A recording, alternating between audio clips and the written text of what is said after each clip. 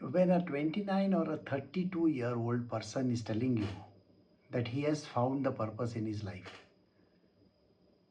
how can you believe in that? Remember, he is just a few years older. And on top of it, his knowledge is very minimal. There are great sages and saints, and there are great people in this world who might have been 80 years old or 100 years old, and they still haven't found the purpose in life. So, a person who is telling you at the age of 30 or 32 that he has found the purpose is lying to you. I can give you the reason why he is lying to you. He has got short term goals. When I say short term, these short term goals are only for a few years. That means they are there for the purpose of 5 years, 10 years, at the max 20 years. The same person, when he becomes a 50-year-old or a 60-year-old, doesn't have the same kind of energy or the spice left in him for him to follow those or pursue those dreams. His dreams have changed. Everything changes. Even a 60-year-old cannot promise you that he has found his purpose in life. Simply because he may live to 100. How can a person say that he has found his purpose in life? When we look at all these blue zones and we see these people living for over 100 years, that means more than 115 years or so. And at that time we really wonder, how is it that these people live for such a long time and what exactly are they up to? If you think that they have found their purpose in life, you are mistaken again. Their purpose is only longevity. They are only interested in staying for a longer period of time. Well, there are lots of animals in this world who can live for a longer period than them. There is this Galapagos turtle. He can stay for 350 years, doesn't mean that he knows the purpose in his life. So please understand one thing. Whenever you find a 30 or a 40-year-old or a 50-year-old telling you that he knows exactly what he is talking about, that how to earn the money, how to go about having a soul trip. Finding the purpose in life is not such an easy thing. It took Gautam Buddha to go into the jungle, sit under a tree, and find out the purpose of his life. And then he spent his time achieving his objective for many, many years. So Gautam Buddha had to also go through his trials and tribulations. So if somebody says that they know what their purpose in life is, they're telling lies to you. There are people who are 49 and 50 years old who are telling that they know exactly what they are up to. They are billionaires. They write every day in different places like LinkedIn, Twitter and all. And they talk about how you can achieve things in life, how you can be a billionaire, and how you have to live in peace and happiness. I don't think peace and happiness is something which a person who is interested in the purpose in life is interested in. Jesus Christ, who lived for just around 30 to 33 years, found his purpose in life and achieved it. And he was not a happy person or a satisfied person. He died on the cross. Please remember these words. Similarly, Gautam Buddha was poisoned to death. What are people talking about happiness and joy and peace and tranquility? There is no joy, peace, tranquility to be found in the purpose in life. The purpose in life is not such an easy thing to achieve. Sri Krishna has given this teaching in the Bhagavad Gita where he says the purpose in life is called Swadharma. The Swadharma is not so easy to find. It takes a very, very long time for a person to actually attain his Swadharma and reach his destination and goal. It takes lifetimes after lifetimes of strenuous work and service to reach that destination. Only a guru of the highest caliber can tell you exactly how to find the purpose in life. And this purpose in life is not easy to find. Shivaji Maharaj had one guru in his life. The name of that guru was Swami Samarth. Now, Samarth Maharaj, that is Swami Samarth Ramdas, Samarth Maharaj was going around town with his 4 disciples and they were begging from place to place. And he was the guru of Shivaji Maharaj. Shivaji Maharaj used to follow him like a puppy. Everywhere that he went, he would run after him. It is only after a long time that Swami Samarth gave him that understanding of his Swadharma. One day it so happened that Shivaji Maharaj came to him. He was dressed in his finery, but he was covered by a piece of cloth which was hiding all the finery.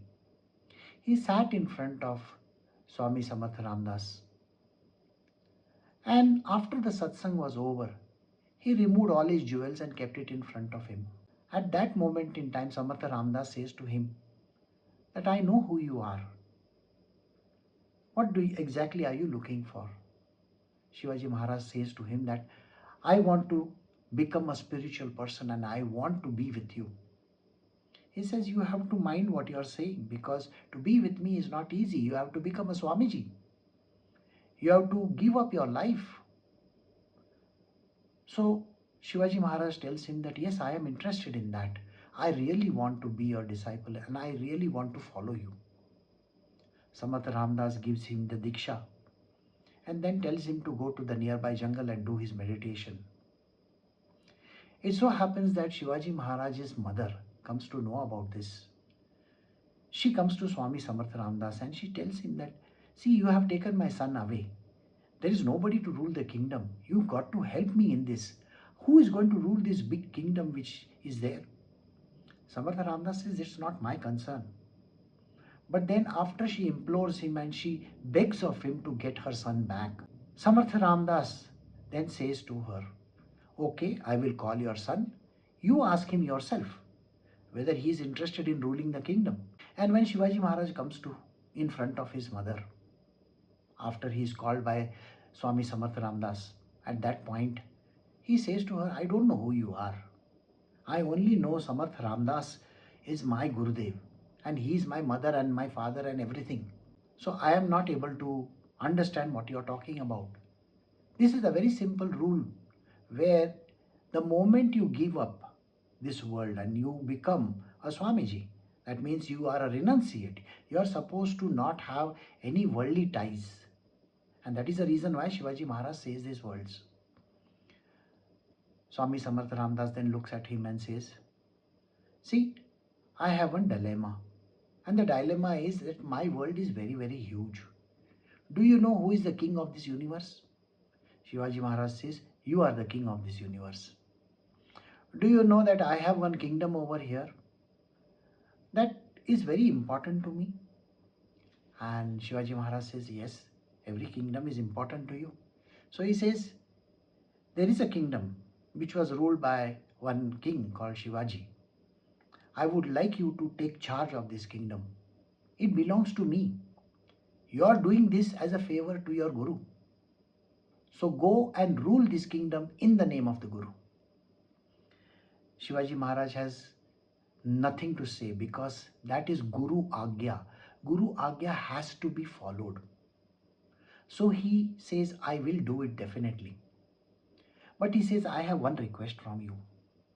And that request is, can you give me your slippers, the padukas that are there, so that I can keep it on the throne and I can rule the kingdom.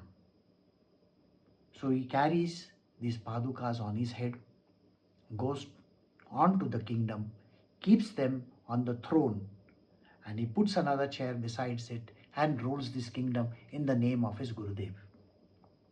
Now this story will tell you that it is not easy even for a king like Shivaji Maharaj to know the real calling. It is only when you meet your spiritual masters that he guides you to become the best version of yourself. Like Shivaji Maharaj became the best version of himself and ruled all over South India, right from Maharashtra down south. He became the king of all these regions. In the same manner, you have to find your reason for your existence. Why are you over here? Until you do not have that understanding, you will still be floundering and watching those videos made by those 30 and 40-year-olds who have really no inkling or understanding of what they are up to. Because know that very well, they are going to be floundering even at 50, 60, 70, 80 and 100. They will still not know what they are here for. They will still be running after material worldly objects.